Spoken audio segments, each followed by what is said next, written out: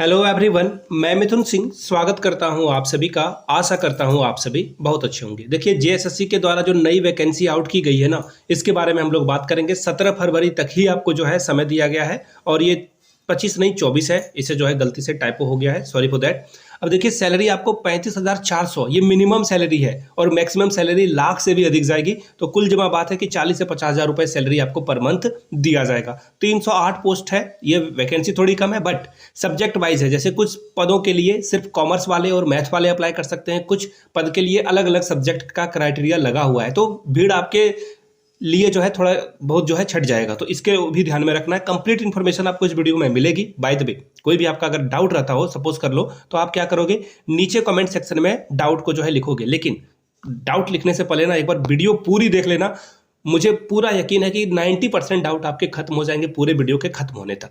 तो चलिए वीडियो को शुरू करते हैं और आपसे एक सवाल पूछना चाहता हूं। आप इस वीडियो को कहां से देख रहे हो? जैसे कि मैं ये वीडियो देवघर से बना रहा हूं, तो आप इस वीडियो को धनबाद से, बोकारो से, कहां से देख रहे हो नीचे कमेंट करके जरूर लिखें। रांची से भी देख सकते हो, जामताड़ा, गोड्डा, जहां से भी देख रहे हो प्लीज नीचे कमेंट करके वो जरूर लिखें, ताकि मुझे भी पता चल सके कि हमारी ऑडियंस, हमारी फैमिली कहां तक पहुंची हुई है। तो देखिए, ये न्यू नोटिफिकेशन है। यहां से आप देखो 18/2023 के लिए रिक्रूटमेंट आई हुई है और इसका नाम क्या है, झारखंड तकनीकी विशिष्ट योग्यताधारी स्नातक यानी कि ग्रेजुएट के लिए ये जो रिक्रूटमेंट आई हुई है। नियमित वैकेंसी, परमानेंट वैकेंसी है, कोई कॉन्ट्रेक्चुअल वगैरह नहीं है। इसका कोड नेम क्या है, JTGLCCE 2023। इसके लिए आप अप्लाई कर सकते हैं। अब मैं आपको सीधे जो है कुछ चीजों को लेकर चलूंगा। देखिए क्या क्या बातें बताई गई है, यहां से देख लो। एग्जाम का फी 100 रुपया, परीक्षा शुल्क में छूट जो झारखंड राज्य के अनुसूचित जनजाति वगैरह हैं उनके लिए 50 रुपया, बाकी सबके लिए 100 रुपए रहेगा।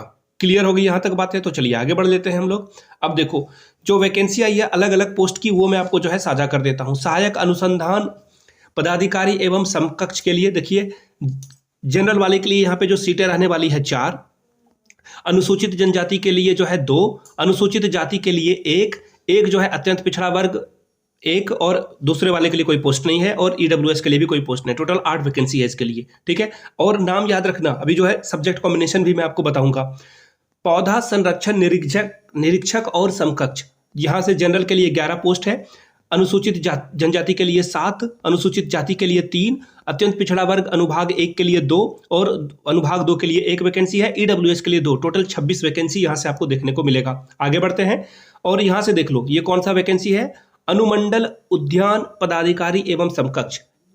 जनरल के लिए 6 वैकेंसी है, अनुसूचित जनजाति के लिए 4, 1 जो है अनुसूचित जाति के लिए, अनुभाग 1 के लिए 1, अनुभाग 2 के लिए भी 1 है, और ईडब्ल्यूएस के लिए 1। टोटल 14 वैकेंसी है। आगे बढ़ते हैं अगले पोस्ट के लिए, सांख्यिकी सहायक एवं समकक्ष। ये मैथ और कॉमर्स वाले बच्चे जो है इसको फिल कर पाएंगे। बाय द वे, आपका सब्जेक्ट क्या था ग्रेजुएशन में, आप लिख देना जी, बगल में बगल में मैथ्स है आपका तो मैथ्स लिख देना। अब बोलोगे कि सारे सब्जेक्ट के पीछे वाले जो पोस्ट है उसके बारे में नहीं बताया, इसके बारे में क्यों बताया, क्योंकि मेरा मैथ्स का सब्जेक्ट है तो थोड़ा बहुत भेदभाव में किया है, सॉरी माफी चाहूंगा।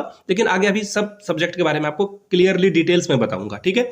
यहां से देख लेते हैं, जनरल वाले के लिए 12 पोस्ट है, अनुसूचित जनजाति के लिए 7, 3 जो है अनुसूचित जाति के लिए, अत्यंत पिछड़ा वर्ग के लिए 2 और अत्यंत पिछड़ा वर्ग 2 के लिए 2 और ईडब्ल्यूएस के लिए 2। टोटल 28 वैकेंसी है। आगे बढ़ते हैं, प्रखंड कृषि पदाधिकारी के लिए जो है टोटल जो अनरिजर्व पोस्ट है वो 124 पोस्ट है, अनुसूचित जनजाति के लिए 81, 2 पद जो है आदिम जनजाति के लिए जो है सम्मिलित है, अनुसूचित जाति के लिए 31, 23 जो है यहाँ पे आपको दिख जाएगा अत्यंत पिछड़ा वर्ग के लिए 23 है यहाँ पे, 18 जो है अत्यंत पिछड़ा वर्ग के लिए 18, और आर्थिक रूप से जो कमजोर है उसके लिए 31 वैकेंसी यहाँ पे आई हुई है। और अब यहाँ से देखो, निरीक्षक विधिक माप विज्ञान के लिए 12 वैकेंसी यहाँ से देखने को मिलेगा, अनुसूचित जाति के लिए 7, 2 वैकेंसी अनुसूचित जाति के लिए, अत्यंत पिछड़ा वर्ग के लिए 3 और अनुभाग 2 के लिए 2 और ईडब्ल्यूएस के लिए 2। 28 वैकेंसी आपको यहाँ से दिख जाएगा। ये 6ठे नंबर की वैकेंसी थी। 7वें नंबर के साथ चलते हैं तो भूतात्विक विश्लेषक के लिए जो है टोटल 30 वैकेंसी है। जो कैटेगरी वगैरह वो आप यहाँ से देख सकते हो। सहायता अधीक्षक समकक्ष के लिए टोटल 86 वैकेंसी है, पर्यवेक्षक के लिए 4 वैकेंसी है। यहाँ तक सारी बातें क्लियर हो गई। चलिए आगे बढ़ते हैं। अब यहाँ से देख लीजिए, ये देखो यहाँ से इन्होंने बता दिया है किसके लिए क्या सब्जेक्ट चाहिए। तो यहाँ से देखो, यहाँ पे अगर आप देखोगे, सहायता अनुसंधान पदाधिकारी एवं समकक्ष किसी से भी लिए जो एग्रीकल्चर से जिन्होंने जो करा है, ये तीनों पोस्ट के लिए, वो तीनों पोस्ट के लिए जो है एग्रीकल्चर से ग्रेजुएशन होना जरूरी है। अब देखो, उद्यान वाले के लिए उद्यान से ग्रेजुएशन होना जरूरी है। तो ये 4 पोस्ट जो है अगर आपका एग्रीकल्चर वाला है तो ही आप इसे भर पाओगे। आगे देख लो, सांख्यिकी सहायक एवं समकक्ष के लिए देखिए गणित या फिर इकोनॉमिक्स में जिन्होंने जो किया है ग्रेजुएशन वही अप्लाई कर सकते हैं।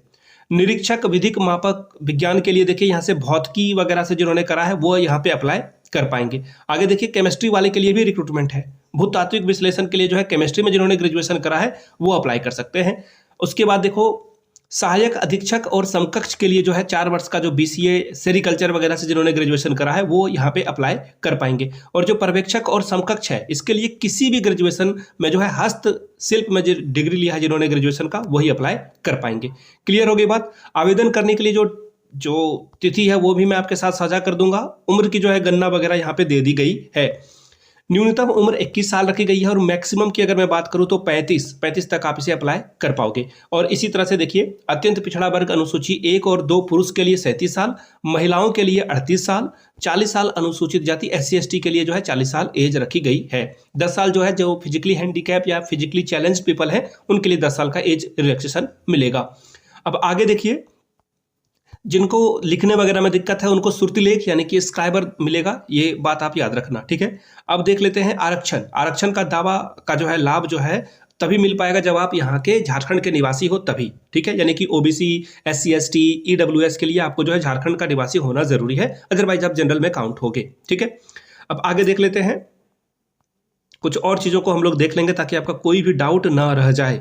ऑनलाइन करने के लिए जो डेट है वो मैं आपके साथ जो है साझा कर देता हूँ, वो बहुत इंपॉर्टेंट है। वो ये देखो, आवेदन करने के लिए जो रजिस्ट्रेशन है और जो सूचना है वो 16/1 से जो है दिनांक 15/2/2024 तक ये रहने वाला है, ठीक है। परीक्षा शुल्क का जो भुगतान है वो 17/2 तक आप कर पाओगे। फोटो और हस्ताक्षर अपलोड करने का जो समय है वो 19 तक है, यानी कि 19 तक आप अप्लाई कर पाओगे। देखिए यहाँ 24 घंटे के बाद चीज़ें चलती है तो प्लीज़ आप जाकर कर ही लेना। 21 से लेकर 22 तक जो है आप जो है किसी भी तरह की त्रुटि हो गई है, गलती हो गई तो उसे आप ठीक कर पाओगे। क्लियर हो गई बातें। अब देखिए परीक्षा का स्वरूप क्या होगा। परीक्षा का स्वरूप, और इसके लिए ना अलग से अगर एक वीडियो आपको चाहिए कि इसके सिलेबस पे एक अलग से वीडियो देखिए। एक्चुअली अभी इन्होंने सब्जेक्ट वाला सिलेबस नहीं जारी किया है, तो जैसे सेरिकल्चर या एग्रीकल्चर के लिए अलग से मैथ्स के लिए जो है अलग से ही सिलेबस देंगे। तो अगर आपको वो सिलेबस देखना है तो नीचे सिलेबस लिखकर कमेंट कर देना। देखिए कोई प्रश्न अगर आप सही करते हो तो 3 नंबर मिलेगा, कोई अगर नेगेटिव करते हो तो 1 नंबर आपका जो है कटौती कर दी जाएगी, यानी कि नेगेटिव मार्किंग यहाँ पे रहेगी। नॉर्मलाइजेशन के लिए जो है कोई बात कही गई है क्या, देख लेते हैं। अब आगे देखिए 3 पत्र होगा यहाँ पे। पेपर 1 जो होगा वो क्वालिफाइंग नेचर का होगा, जिसमें हिंदी और इंग्लिश 50-50 नंबर, सॉरी यहाँ पे 60-60 नंबर इन्होंने कर दिया है। 2 घंटे में आपको जो है 120 क्वेश्चन सॉल्व करना होगा। याद रखिएगा 30% अगर स्कोर आप नहीं कर पाते हो तो आप डिस्क्वालीफाई हो जाओगे। पेपर 2 की बात करें, हिंदी, अंग्रेजी, उर्दू, संथाली, बंगला, मुंडारी, हो, खड़िया, खोट्ठा, नागपुरी, पंचपरगनिया, उड़िया, संस्कृत में से कोई एक सब्जेक्ट आप रख सकते हो। 100 नंबर का ये पेपर होगा। और याद रखिएगा इसमें देखिए चिन्हित जनजातीय और क्षेत्रीय भाषा में 30 अंक प्राप्त करना अनिवार्य है। इसमें भी 30 अंक जो है लाना अनिवार्य है और ये मेरिट में भी जुड़ेगा। आगे देखिए पत्र 3 की बात करते हैं। यहाँ से देखो तकनीकी विषय, इसका सिलेबस अभी तक नहीं दिया गया है, इसका सिलेबस अलग से जारी होगा, तो इसके ऊपर एक अलग से वीडियो बनेगी। 100 नंबर आपका जो कंसर्निंग सब्जेक्ट है, मैथ वाले के लिए मैथ, अर्थशास्त्र वाले के लिए अर्थशास्त्र, और जिनका एग्रीकल्चर है यानी कि कृषि विज्ञान है उनके लिए अलग से ये 100 नंबर रहेगा। और सामान्य अध्ययन 20 नंबर का, 20 नंबर गणित का रहेगा जो कि क्लास 10 तक के लेवल का होगा। सामान्य विज्ञान जो है 10 नंबर का रहेगा। क्लियर हो गई बातें। अब देख लो यहाँ पे पेपर 1 का जो सिलेबस है, हिंदी में 30 नंबर जो है अनुच्छेद से पूछा जाएगा, 30 नंबर ग्रामर से पूछा जाएगा। अंग्रेजी में भी वही है, पैसेज से 30 नंबर, 30 नंबर व्याकरण से पूछा जाएगा। क्लियर हो गई। क्षेत्रीय भाषा 2 का जो पेपर है वो मैं अलग से जो है आपके लिए साझा कर दूंगा। सामान्य अध्ययन में देखिए क्या क्या आपसे पूछा जाएगा, इसके लिए अलग से वीडियो बनाएंगे, डोंट वरी। ये चीज़ों को अभी हम लोग रहने देते हैं। मैंने आपको जो बताई थी बातें वो यहाँ तक बता दी है। अब देखो परसेंटेज लाना कितना जरूरी है वो देख लो। परीक्षा में जो है कम अंक पाने वाले अभ्यर्थियों को मेगा सूची में शामिल नहीं किया जाएगा। अगर आप जनरल से हो 40% एटलीस्ट लाना होगा। अनुसूचित जाति, जनजाति और महिला के लिए 32%, अत्यंत पिछड़ा वर्ग अनुसूची 1 के लिए 34%, पिछड़ा वर्ग अनुसूची 2 के लिए 36.5 और आदिम जनजाति के लिए 30%। अगर इससे कम लाते हो आप स्कोर तो आप डिस्क्वालीफाई हो जाओगे। तो ये सारी बातें थी। अब नहीं लगता है कि कुछ छूटा हुआ है। और इसका सिलेबस जो है पेपर 1 का सिलेबस, पेपर 2 का सिलेबस, पेपर 3 का सिलेबस जो है मैं आपके साथ साझा करूंगा सब्जेक्ट वाइज, डोंट वरी।